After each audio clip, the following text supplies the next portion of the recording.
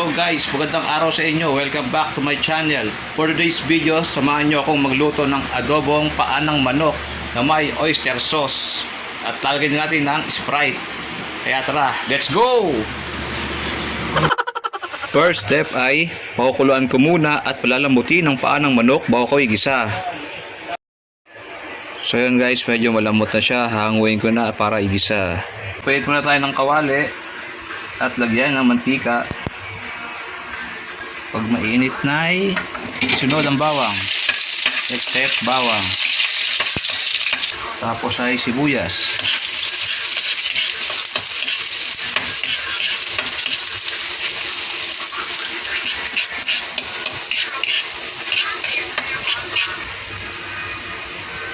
Pag naluto naman sibuyas at bawang, isunod ang paa ng manok.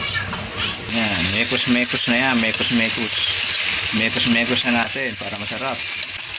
Toyo.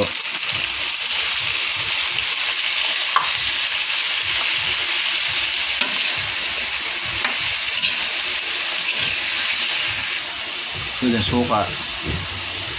Suka.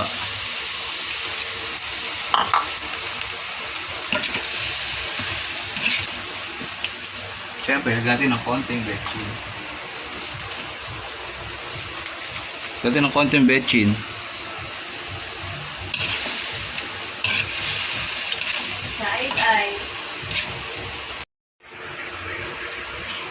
So yun guys.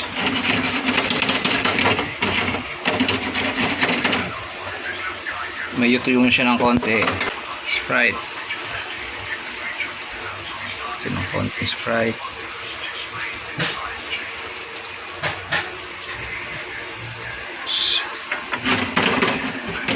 Kailangan paminta. Kayo na bahala kung ano gusto yung paminta. Kung pamintang durog ba or pamintang buo. Bahala na kayo dyan. Kayo na bahala. Next step, sundan natin ang oyster sauce.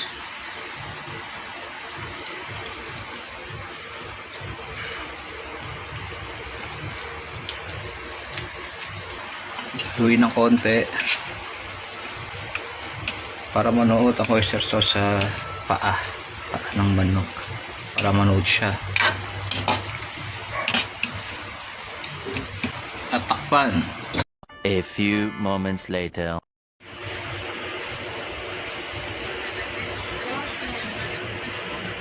So yun guys, no, ito na nga pala ang ating adobong paa ng manok na may oyster sauce at Sprite.